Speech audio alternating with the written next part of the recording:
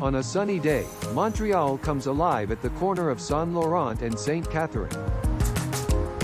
The glass facade of a modern building reflects a blue sky with clouds. The MEM's white logo splashes over a red background. I am Catherine Charlebois, section head at the MEM.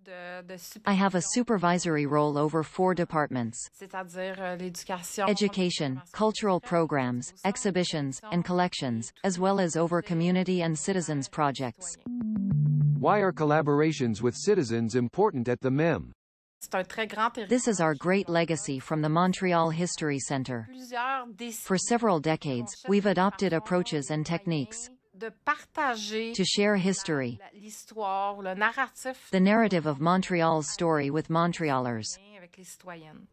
We have the expertise, but not necessarily the lived experience. We search out citizens' experiences, connect them with museum expertise, to get all these actors to join together to recount Montreal's life, its history, past and present. How were citizens involved in the creation of the MEM? The concrete involvement of citizens in developing the concept and the visitor experience was done through committees. In the past, for our exhibitions, we would put together scientific committees made up of historians, sociologists, people with knowledge of a subject. But why not develop another committee? The Citizen Committee. So the idea was to have 2 main committees. On one hand, we'd have the perspective of specialists, and on the other, that of experience. This way, we were sure to have a variety of people around the table who could share their ideas. And step by step, with these 2 committees, not only imagine, create a museum, but really conceive a citizen space. What's important in this process is the presence of Montrealers. Not only their presence, but their impact, their influence on the project. Who are you? Hello, my name is Mariana Castellanos. I'm of Mexican origin and I've lived in Quebec for 11 years. My name is Veyrola Duke. I'm a professor at UQAM in Social and Public Communications. She uses sign language. I'm really happy to do the interview today. I'll express myself in 2 languages, in French and in Quebec Sign Language, LSQ. When I use LSQ, you'll hear the voice of Geneviève Bugeaud, who does interpreting at UQAM. How did your collaboration with the MEM begin? I was giving a presentation at GSM Project on the inclusive museum experience, and I met Catherine Charlebois. We had a great conversation. Later, she asked me to join the scientific committee of the MEM. Mariana. During my master's, I did my internship at the Montreal History Center, the old name of the MEM. Vero. My experience was very interesting. To take part in the creation of a new museum, to reflect with really fascinating people on how to develop a museum experience that would be as rich as possible, as representative as possible of Montreal's diversity, and would also deal with certain blind spots. I really appreciated working with people from different disciplines, different horizons, also with members of different communities who are aware of issues that include the realities of indigenous and racialized people, of immigrants, of disabled and hearing-impaired individuals. So we were really a diversified group. It was very enriching. I was part of a committee for the conceptualization of the museum.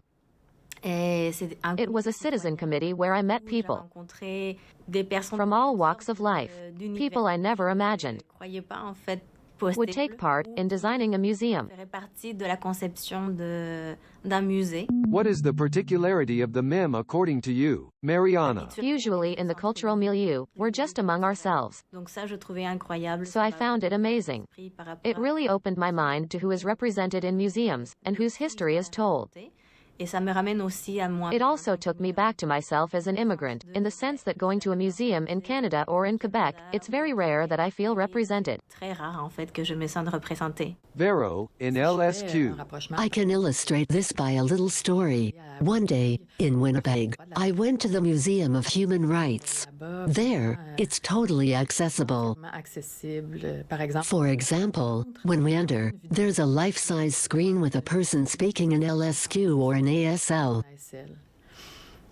When I saw that, I really felt myself, as a hearing-impaired person, welcomed in this way for the first time in my life.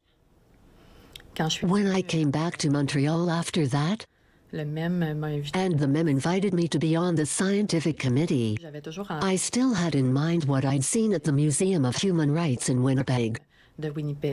And I told the team that we should be inspired by the accessibility practices that they have there, for the hearing impaired, but also for the visually impaired and the disabled. These were really impressive initiatives, and the MEM is the first museum to offer content in LSQ here in Montreal. To me, this is really impressive and surprising. I'm proud of having taken part in this innovative collaboration by the MEM. And that too is what I found so interesting about the MEM. The fact that they invited us, ordinary people, newly arrived in this space, to ask us, how would you want to see yourself in a museum? Museums usually say that they take account of visitors' comments. But that's when the exhibition is already mounted or sometimes when a particular exhibition is being developed. But to co-construct the concept of an institution, its organizational culture, its way of doing things, that's very, very rare. I find that will be the strength of the MEM. In fact, it's the only way it can be continually vigilant, to tell stories that may have been forgotten or never told.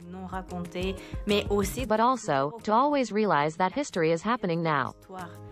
And if it hasn't yet been told, it's because it hasn't become historical yet. So I find the underlying human aspect that is really the strength of the new MEM. Mariana smiles. Text appears in white letters on a red background. When the MEM opens, access will be facilitated by technology, including content available in LSQ and ASL.